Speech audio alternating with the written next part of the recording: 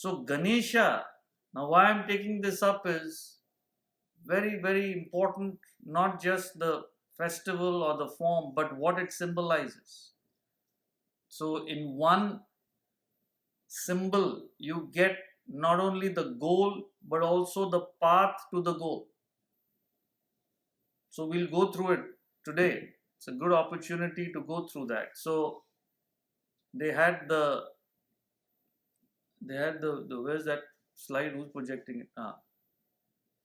So in the symbolism book, which is there on the left, Symbolism of Hindu Gods, right? Most of you have this. If you don't, you should get it. If you're interested in this art of God symbolism, it's called the Symbolism of Hindu Gods and Rituals by A. Parthasarathy. That's how you have to search in Amazon.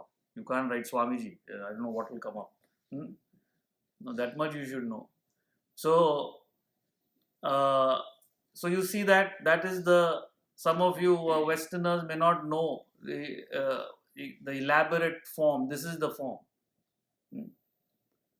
So what do you see here? You see a human body with an elephant head, right? That's the first thing which should strike you. Now, why is this elephant? That is why it's there. Well, the first thing you'll ask is, what does this mean? And then you see 4 hands. One has an axe, a rope, a lotus, and the last is a modak. It's a sweet, right? It's a sweet thing you eat, a dessert, let's say. And you see that rat I told you yesterday, right? Standing at the bottom there, praying as it were, and lots of food kept next to it. And there is a big belly to the body, and around it is a rope which is in the form of a snake tied there, right? And one leg is on the floor, one leg is raised. Now that also has a symbolism. So let's start with the face, because that's what you see first. And don't forget, if you look closely there, the tusk, one is full tusk and one is broken. Can you see that? So the large ears of an elephant signify what? This is the first step to gain wisdom. Stop talking. Start listening. Everybody talks what you know. You will never get anywhere in life with that. First step of knowledge is you stop talking and you start listening in life. So these large ears represent Shravana, listening. What you're doing now, listening, reading. Those days it was all word of mouth. Nobody had books and all. So everything was Shravana, right? Shruti, what has been heard, is another name for the Vedas, for the scriptures.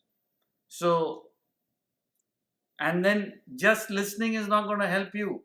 The large head of a serpent, of an elephant is purposely chosen to represent manana. Large ears symbolize listening. Large head symbolizes questioning, reflection. You got to question internally, reflect. What does this mean? What are they trying to say? Don't just take it for granted because Krishna said it, or Rama said it, or Buddha said it. That's not going to help you. You must think and question what they are saying. And if you follow this process, what happens? Out of that head comes the trunk. The trunk of an elephant is an incredible organ because it is so strong. The muscles are so strong. It can uproot a tree. You've all seen that, right? And the muscles in the tip of the trunk are so subtle.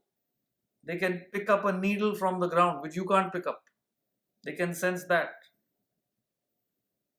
So, what is the symbolism? Out of thinking and listening come the two wonderful equipments, powerful, gross intellect and the subtle intellect. So a person of spiritual wisdom has a powerful gross intellect also, in the sense they know how to clearly function in the world.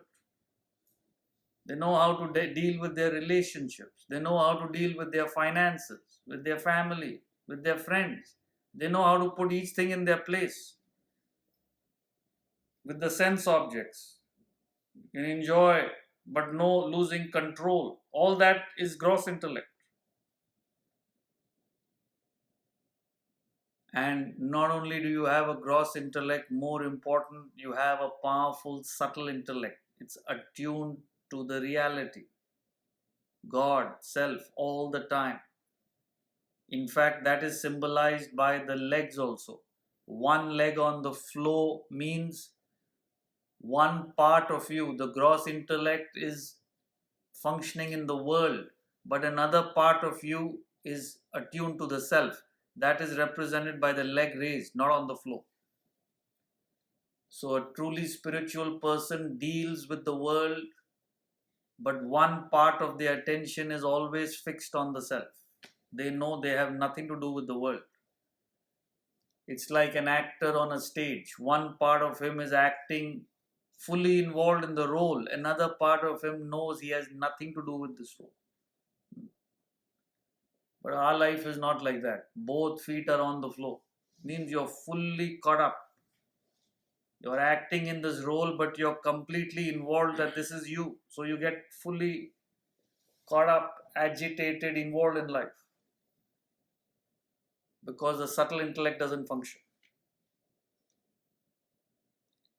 And the path is also mentioned in those 4 hands. See, the lotus, I told you, even in Vishnu's 4 hands, there's a lotus. Lotus always represents the Atman, the reality, the beauty of the self within. That's what it's meant to convey. How do you get there? Axe means you have to cut the attachment to the world.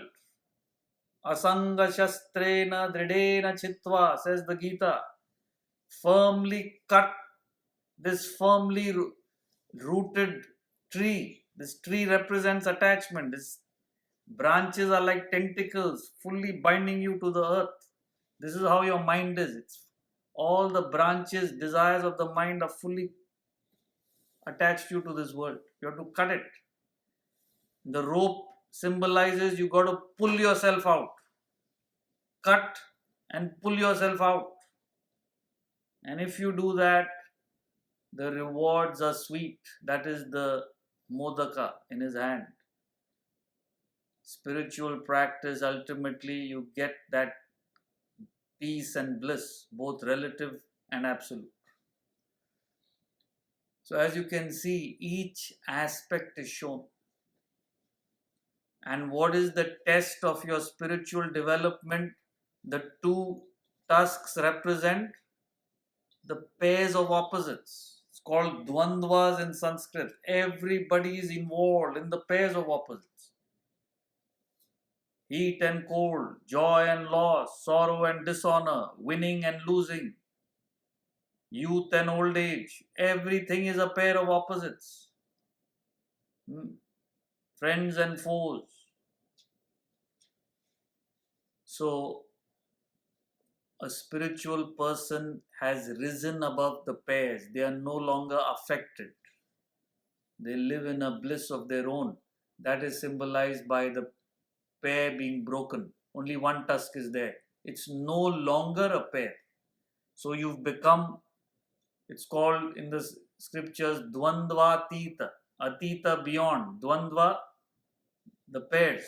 You've gone beyond the pairs.